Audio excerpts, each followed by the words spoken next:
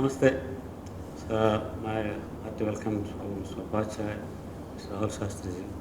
And I'm privileged uh, to share the dais with Mr. Rahul Shastri and Mr. Pacha this evening. And first time I have come to this clubhouse.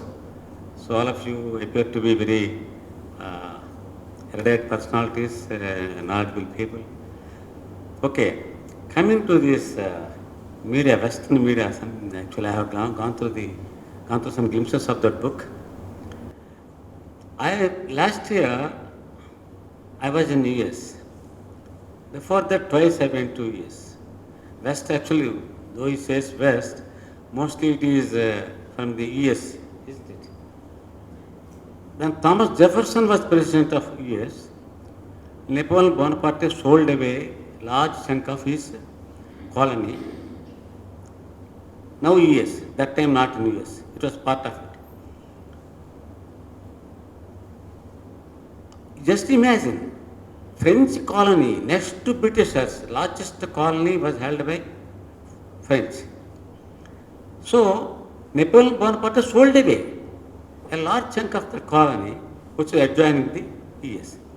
Then there was a big uproar in the US Congress. Why should we acquire that? What is there? Some bushes, some borders and all that. Not necessary. Big argument was there. He sent to some experts, along with some what you call tons of food loads in boats and all that.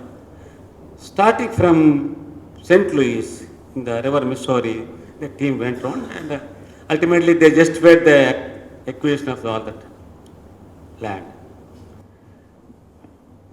Now the pride, as an American, I find some pride in acquiring some big colony adjoining my America. Just imagine you are there in US. After some time, India came to me with a begging bowl. Under PL 180, I supplied food grains, wheat, by ships just to meet the food needs of India. So I find some pride in what I am being. In 2008, little more, of course, subsequently, even after PL 180, Indira Gandhi, because of her political reasons, she got associated with the Soviet Union. This was another eyesore to me because I came to your rescue, but you got associated with the Soviet Union. I am speaking in a layman terms. In 2008, there was a big recession.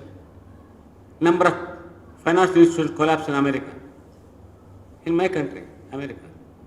But India, safe. What is this? A small country, once which came to me with a big bowl. Even last year, just 1 year ago, see, I was in US. At that time, in a span of 3-4 weeks, some 4-5 banks collapsed. And one bank sold away its UK unit for $1. Can you imagine? So my pride, where is my pride? At one stage it was at peak. Slowly it's coming down not because I am losing grip on my financial institutions, not because I am losing control over my economic system, but India is rising. The country which once came to me with a begging bowl is slowly rising. And no financial institutions collapse in India. Naturally, slowly the eyesore, it makes me to think about this rising power. Why and how this power is rising? Who is supporting? And what strength this particular nation has? We have had enough experiences, starting from Max Muller and many other authors. Some people, while saying something good about India, they were also leaving some negative impressions on India. Like that, see, the impatience and inability to receive the rise of India as a power that makes naturally America uncomfortable. After all, I am a part of America as a media man. Whatever is uncomfortable to my nation, to my government, naturally it makes me also uncomfortable as part of American nation, American system. In my view, this is how actually the American media is being guided that India rising as a power. You just go back. At one stage, America was very strong in terms of military power, in terms of experiments, scientific experiments, in terms of therapeutical advancement, and so on. And the NASA, all these things. But some other power is rising on the East. It's not palatable, not acceptable, not receivable. So naturally, my attitude will reflect in my writings. This is my observation as a layman. And when I have gone through his book, some few paragraphs, I found that the India, which was part of British colony till 70 years ago, today rises as a power. This is another factor. I acquired a big French colony, and India is, which was liberated from British colonies in some 70, 75 years ago, is rising as a power. How can I accept it? How can I look at it? Let us look into our own feudal system.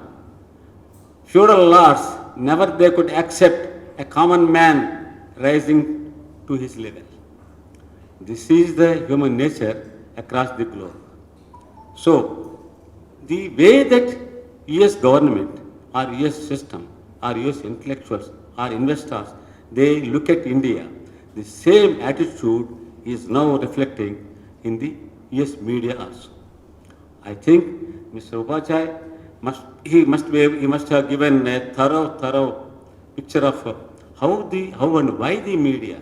Why the media is simple, this is what I can say.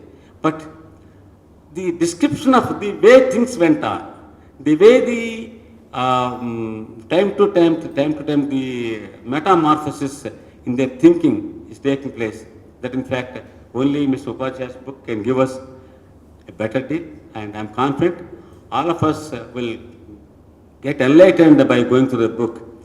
Unless we read books like this, otherwise we will be frag in the well. Thank you very much.